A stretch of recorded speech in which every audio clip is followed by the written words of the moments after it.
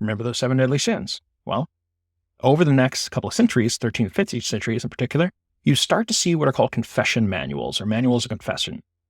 We don't really know the authors of these. They were often anonymous, but they were widely circulated like pamphlets that were dispersed throughout Europe.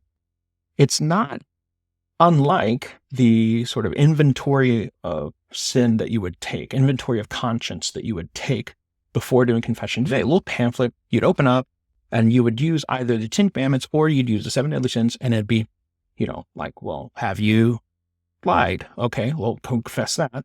Have you lusted? Well, go confess that.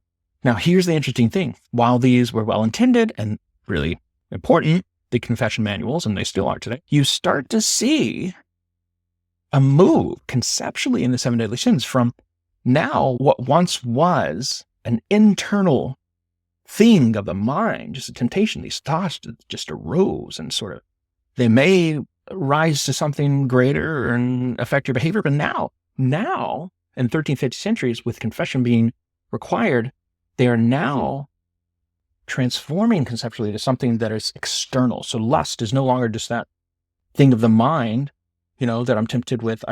Because if you're going to confession, let's say, what are you going to confess? You're not going to confess that I thought about this, but I didn't do it. The priest is going to be like, well, thank you. So I don't know what a priest says, honestly, but if you just merely think of things, the things you're supposed to confess are things like mortal sins, like really big things. You can confess minor things, of course, too, but certainly the big things. So people in their confessions, they're going to confess the big things, really the things that are external, the things that are actions. And so combining that with the 7 deadly sins, now you're making the 7 deadly sins into something that is external, something that is action-based, and that's just not what the tradition sees.